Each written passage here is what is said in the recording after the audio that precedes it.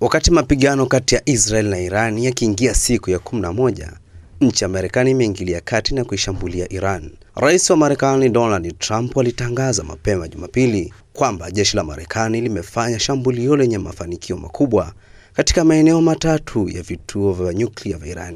Shambulio hilo la kushtukiza la Marekani limepewa jina la Operation Mighty Hammer, lilotekelezwa kwa kutumia ndege 7 aina ya B-2 ambazo hazikutambuliwa na walinzi wa anga wa Iran. Mara baada ya shambulio hilo, kiongozi mkuu wa nchi ya Iran Ayatollah Ali Khamenei amesema kuwa adhabu kwa Israeli inaendelea kupitia ukurasa wake wa X, na baadaye kumtuma waziri wake wa mambo ya nje ya nchi mjini Moscow kuomba usaidizi kwa Rais Vladimir Putin wa Urusi.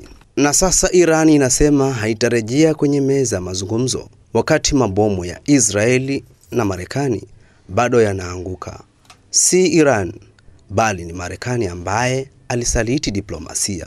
Mazungumzo kati ya Rais Vladimir Putin na waziri wa mambo ya nje ya nchi Iran Abbas yanaendelea mjini Kremlin, huku rais wa Urusi akisema amefurahishwa na ujio wa waziri wa Iran na kusema kuwa shambulio la Marekani ni uchokozi usio na msingi wowote dhidi ya Iran, na kusema kukutana na waziri wa Iran inawapa fursa kujadili mada zote ngumu zinazowakabili na kufikia kwa pamoja jinsi ya kutafuta njia ya kujitoa na kujiondoa katika hali walionayo. Mapema mwaka huu marais wa Iran na Urusi walitia saini makubaliano wa ushirikiano wa kimkakati.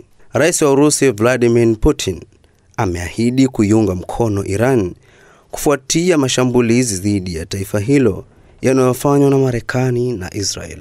Mimi ni Mohamed Mrisho, Tano za Moto.